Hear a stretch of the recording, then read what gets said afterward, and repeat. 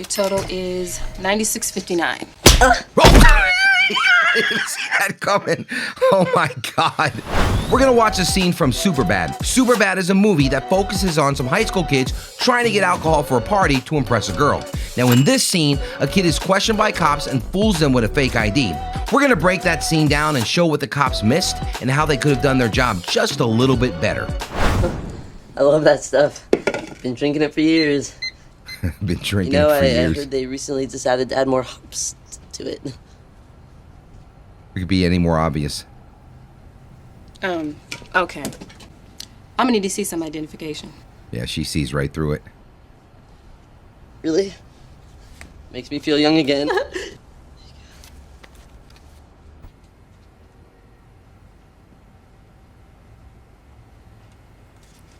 Okay.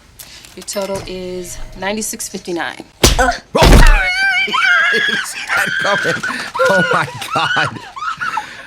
I forgot how cool this movie is. This is a funny movie. I forgot that even happened. I haven't seen this movie in years. So I was a robbery homicide detective for many years, and let me tell you how easy this crime would be to solve. Number one, no gloves. If you notice when he reaches over the counter and he reaches into the register, he's absolutely wearing no gloves, which obviously we're gonna get fingerprints and latents and things of that nature. And don't forget, when he touches the counter and he touches other things, he's gonna leave DNA behind. So it's gonna be very easy to solve in that aspect. And then forget that, we're talking about his face. You can see his face.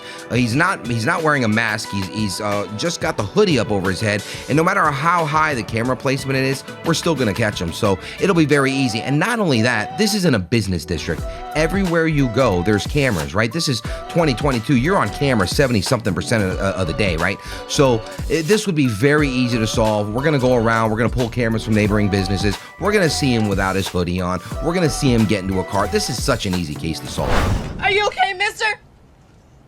Ow, what the shit was that? That's a realistic reaction. The customer grabbed the cash and ran out. You're the one that got punched. Okay, first things first, what is your name? Yeah. My name? It's, McLovin. McLovin? So one of two things could be happening here. Number one, he could be stressed. He was the victim of trauma, and that could be his trauma, right? To some people, that's not a big deal. You just got punched in the face. But to others, that could be trauma. So sometimes we mistake signs of deception for trauma. But in this aspect, what is he doing? He's pausing. He's thinking about his name. He's not spitting it out. Usually if somebody says, hey, what's your name? You spit it out like that. He's pausing. Could it be lying at this point? Who knows? It could be lying. It could be that he just went through something traumatic. So, you know, for us, what I teach is the totality. You got to take the totality of the interview and not just one little portion. So we'll continue to watch and see what he does. McLovin? Yeah. Now, what's your first name? What? What? First name. My first name? Technically, I don't have a first name, so don't worry about my first name. Don't worry about my first name.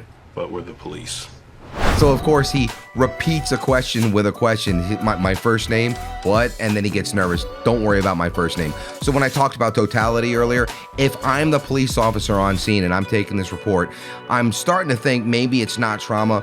Maybe he's holding something back. But I'm still going to ask a few questions. I'm not going to call him out right away, just in case I'm wrong. And plus, it's kind of fun to toy with him a little bit. Okay, and how old are you, McLovin? Old enough. Old enough. Old enough for what? So I got to stop there. So normally when we deal with victim or witnesses, we're not asking them how old they are. We're asking them for their date of birth, right? So that's a little far-fetched. That's not a normal line of questioning.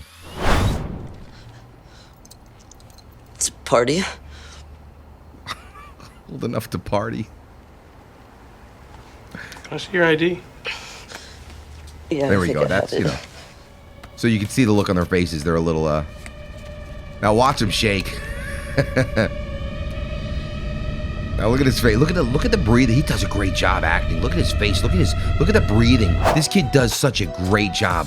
Look at his face. Look at the breathing. I mean, that's acting right there. That's something that we would look for. If I'm talking to somebody and they're stuttering, they're pausing, they're answering questions with questions, they reach into their wallet and they start shaking, and I see that heavy breathing, I know that something's afoot. I mean, this is something I would absolutely dig into just a little bit deeper to see if he was telling me the truth. He's doing a phenomenal job at this role.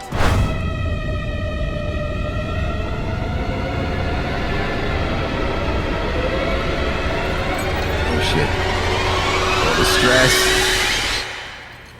You're an organ donor. What? I didn't want to be one, but my wife insisted. I always give him shit for it too. I Say say that. it all the time. What I do you say, say? You say- it's just like a woman. Even after you're dead, they want to tear your heart out. Tear your heart out. I say it weekly, and it's still funny. It still makes me laugh. It's really funny.